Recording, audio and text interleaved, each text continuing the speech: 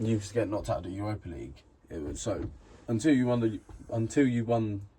the Europa League. Now, I would have said we got the same amount of trophies, and then the fact I would have said when we won the Conference League, it meant we were better than you because we'd won a trophy as European. At the time, you couldn't say you was better because you had been in the competition and didn't win it. So at the end of the day, as much as you say it's not a great competition, you still didn't win it. There was some bullshit. Well, there was some bullshit. No way. You're saying the COVID thing, ain't you? 100%. Which Arsenal used it against us in the league, like the week after.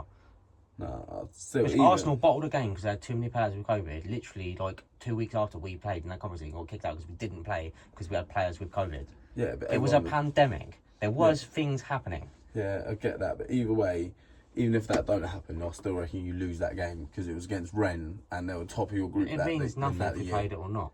Yeah, no, but either way, if you played it, you were getting knocked out. You weren't making it through that game without winning it. I don't know about that. So either way, theory or not, you lose that game and then you're out, or you win it and then you stay in and probably get knocked out still at some point. You weren't that great that year.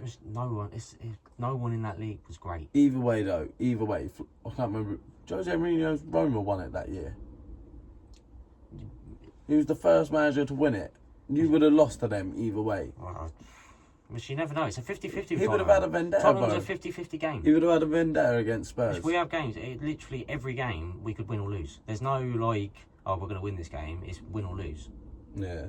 That's just how we play. But no, you still would have lost that. I think it's to dare to do. That isn't just Tottenham. That is Postecoglou's way of doing things. Oh, I agree. He's like a perfect man for the saying as well. Yeah, he just knows. He just plays the Tottenham way. I think Tottenham's way is attacking football. You just need better players to do it. Which full-fit line with dirt.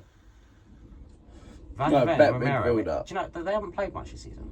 No, but I mean, not back line. So midfield. You need better midfield. Yeah, I mean... The defenders can be good and maybe one more rotation. Basuma, Sarr, Maddison or Kulusevski, that's generally our midfield. So I mean, you need two better players, I'd say. Sarr and Basuma. I think Sarr is young and he's very energetic. He's very good for killing games off. You put him on in the second half and he just runs, doesn't stop. That's what I like about Kulu. Basuma, first 10 games, best player in the league. And he dropped off dramatically. Yeah. And he has good games every now and then now. If he can keep his standard going, which when he's on the ball, similar to Dembele, he just works. He just gets the ball and runs. He's nowhere near as good as Dembele. No, yeah. I remember saying that to you when Basuma first signed. He was brilliant. Yeah. I agree with you on that. When he first signed, I said, I remember sitting in your garden. He just gets the ball. He looks like him. And you just can't get the ball off him. But he just runs, and he's just a good. That's the thing that was annoying. He started like that, but now he's nowhere near that level anymore. Every now and then he has his games. Yeah, but he's not consistent enough. So that's why he's not. In that great. Final, he was up there for one of our. I wouldn't say he's our best. He was our best player on the day because he wasn't. But he held that midfield. United midfield was they couldn't do anything. Give it to you, but the game was just a poor game. But he's a good. Oh yeah, no, I get that. Game. I get that. But there was high lines for both teams, so it was going to be like that. Yeah, I get what you mean. Because you made it into I think United are fucked now. Yeah, I think United are really going to struggle next season. Oh, United are going to be in the mud, I reckon, unless they get the transfer right. Look, I reckon that's what they have to sell Bruno. I don't think they can do much in the transfer window. Unless they sell Bruno. Yeah, but I don't think that'll be enough. Yeah, no, because selling him, you'll get 100 mil. So either way, you would still be able to sign like 2 or 3 players, depending on how you spend the money. Like you either get what do you got? Like 60 mil. Yeah, so I'll probably have money going into some already, but you'll sell Bruno, and you won't just sell Bruno on his own. He'll be like 100 and something. Garnacho's supposed to go. Garnacho, that's more money. He'll probably be like 30 maybe mil. 25, 30. I think it's more than that. Nah, I don't know. Maybe because of his age. Because of his age, maybe 40. Yeah, I'll give you that. Maybe that's about it. But that's at best, depending on who you're selling to. Who else they got? Who else is there? Probably Luke Shaw has to go. He's been there way too long. I don't think he's worth a lot due to his injuries. I feel like he's one of them players. I like him on his day. He's brilliant. He was a brilliant player, but way injury prone. 20 mil, I reckon he is at the moment right now. They're all about just someone taking up wages. They should just terminate his contract. I bet he's on good wages. He's on like 100k, 150k, I reckon, something like that. He's laughing. He barely ever plays football. Yeah, injuries suck. So get rid of him. You've got like some of this. There's just everything. I don't want to go into it. That club is so rotten. They need to just scrap the whole thing. Just look at the whole project and just go, right, whoever the manager wants to get rid of, just get rid of him now. Don't even argue with him. Let him get in the whole new bunch of crazy how players. people are saying like Postecoglou could be sacked after this final, but the United manager's fine. Postecoglou's had like a season and a half. I know Emery's probably had about 6 months, but Yeah. No, I agree. This is what football fans are mad about. Like, I'm probably, I don't know, I feel like I'm a logical football fan, but they can everyone be. likes to think they are, don't they? I know. Don't get me wrong, I have some outrageous opinions about West Ham. Everyone does about their own club, 100%. Yeah. But I can be reasonable with it when I'm not trying to be an idiot. But some teams, just like you said, just expect so much and are just idiot clubs. High expectations, but then when it goes wrong, it's like Switch. They're like always bipolar. happens. Yeah. Like you say, look, you can have 2 great seasons, 2 or 3 great seasons where you've like nearly won a trophy, get like a project, and then that 4th season be the one where you'd expect them to do it, and then they'll have a down season.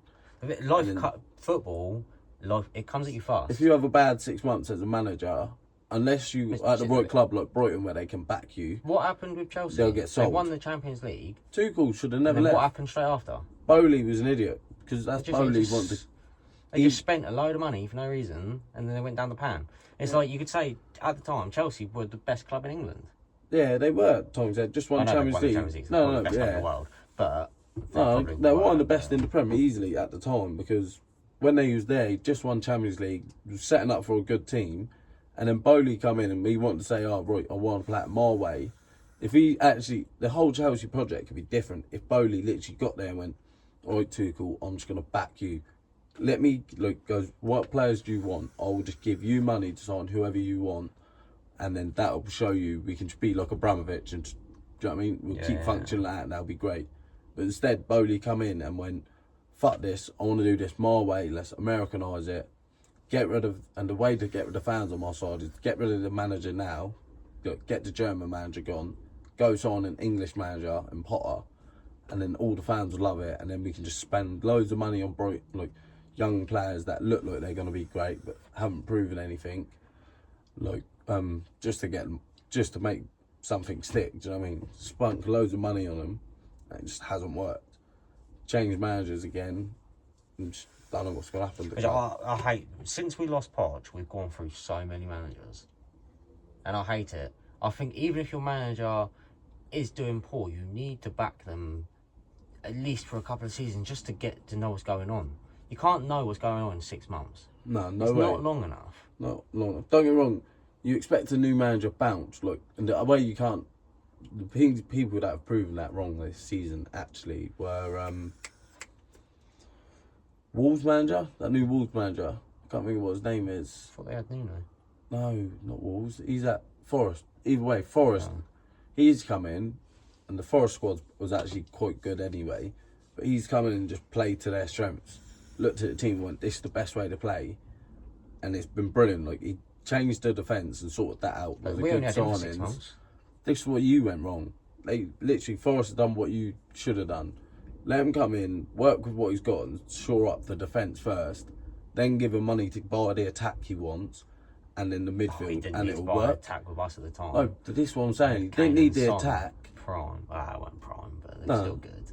100%, they're still at their best, but that's what I mean. He didn't need the attack. He needed to sort the defence out. But because in 6 months he changed the way you attacked by trying to sort the defence out. He wasn't given the chance to sort the defence out. He was given Eric Dyer. That's what I'm saying. That's where you all went wrong. If you gave him the chance to actually sort the defence out, you could literally be where Nottingham Forest are, where you would have been back in the Champions League. You would have been, look, you still had Poch, just in a different style of defending and playing on the counter. I say Poch played similar football to Ange. If he had a year and a half, Nuno, if he had a year and a half, nearly 2 years, he would have definitely had you in Champions League. He's obviously a defensive coach. Yeah, it's just not the Spurs way. Defenders, no. He would be a good manager for us. Fans don't even like watching it. No. I speak to Tottenham fans. We talk about Jose Conte or Nuno. It was all just boring times of football. Definitely. It's the right manager, but for the wrong club. Yeah, I'll get that. The type of football you want to play and the top 6 expect, Which one attacking goals? flair. Which one goals? Whereas West Ham, Nottingham Forest right now, Aston Villa to some extent, they're playing a little bit in between. See, I don't even see you as that. But no. I mean, look, especially under Moyes, this is what I was going to say. I love Moyes. It's the nitty gritty players. We're going to sit back. A ruthless team. We want are players to. You always say we're a strong fucking. Just got a physical presence. That's what you expect from West Ham. That's what I expect from West Ham. I expect to go there and think, oh, we're going to be bullied today. Yeah, that's what it is. That's what you expect. Generally, we would go counter attack against that. That's the type of team we actually would love to play. So really, what Nuno's doing, that's what I'd love to watch though. That's what I can relate to. That's what West Ham is, with a bit of magical players in front, is the best what you'd love to have for it. So if you had realistically, imagine a team of what I'm saying with players that played at West Ham. If you had a counter-attacking team like the exact same style of Forest play, then your front three is like Dimitri Payet, Antonio in his prime, and then you've got Jared Bowen on the right, ready to play on a counter, and then Paqueta in his 10, or Kudos in the 10, or Lanzini before injury in the 10, ready to play on a counter with with our defence. That could probably be the best defence any defence we could put together. We'd love to sit back, counter attack. Because if the front three are magic when they get the ball, and they only need to be able to do it because they've got pace to run into. I always thought you would sign. I always tested in. I always thought he'd be there. I'll tell you, Thomas Soucek is Marouane Fellaini's regen. Not as good, but better. No, Fellaini. No, was way better. No way. Fellaini was way better. No, he's just the not. amount of goals he scored that were important. Thomas Soucek, he's done the exact same thing, but 100%. Fellaini played up front. So Soucek at certain points for us. Yeah, not logically. He's not the strongest. Not on the team sheet. Not on the team sheet. Fellaini actually did it, and he scored when he did it. No, but this is what I'm saying. Not on the team sheet. He hasn't. Look, he hasn't started up front, but in games he does just go up front. He does what Marouane Fellaini does. Because when we're at the end of a game, if we're throwing the fucking kitchen sink at him, 6'6". I know, actually. Taller than Crouch. Yeah, he's probably pretty tall. Yeah, he definitely had 7 inches of af. I don't know. Maybe his afro made him look taller. Have a look on that. Could you put that in a do-rag? Could you put that in a do-rag? Not that big. You'll have to cut it down. Maybe if you pulled it all back and put it into a bun like that. If you pulled it all back, put it in a bun, and then put your do-rag on. I don't get the afro, yeah? Obviously, Jack's got an afro. Yeah. Is it not a black gene? It is. So how... Jack's got South African heritage. Oh, is that how it works, is it? Yeah. Oh, right. So, look, if your granddad... Look, I don't know, it's hard to explain it. Look, for Jack's terms, Marouane Fellaini's height. And the way, Jack's obviously got South African heritage then. So at some point, somewhere down his line, someone was had black hair or curly hair, really curly hair or afro hair. So then that's how Jack ended up with curly hair, do you know what I mean? In his genes.